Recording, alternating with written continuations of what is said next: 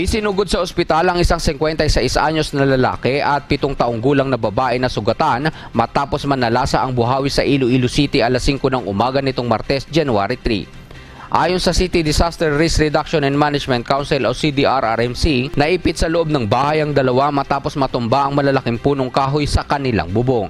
Sa tala ng CDRRMC, dumaan ang buhawi sa Barangay Santo Domingo at Santa Cruz at nag-iwan ng 39 na sirang bahay.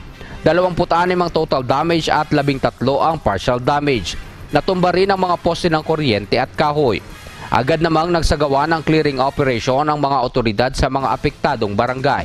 Pero bago ito, pansamantala munang pinutol ang supply ng kuryente sa lugar. Sa bayan ng Oton naman, kaparehong oras din na nalasa ang buhawi. 80 bahay ang nasira nito, 26 ang totally damaged at 54 ang partially damaged. Ang ilang mga bahay na dinaanan ay wala ng bubong matapos liparin ng malakas na buhawi. Nabasa pa ang kagamitan ng mga residente dahil sa ulan.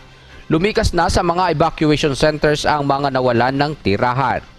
Pinagkalooban na rin ng mga ito ng mga pagkain at bigas.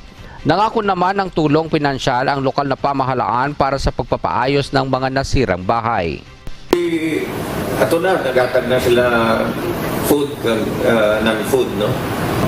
Ang totally usual na ito na 10,000 ang partial seven. Paalala ng otoridad, agad na lumikas kapag malakas ang hangin lalo na kapag hindi matibay ang tirahan. Diyos ang aming sandigan, serbisyo publiko ang aming pinahahalagahan. Milanyo Aquino, humahataw!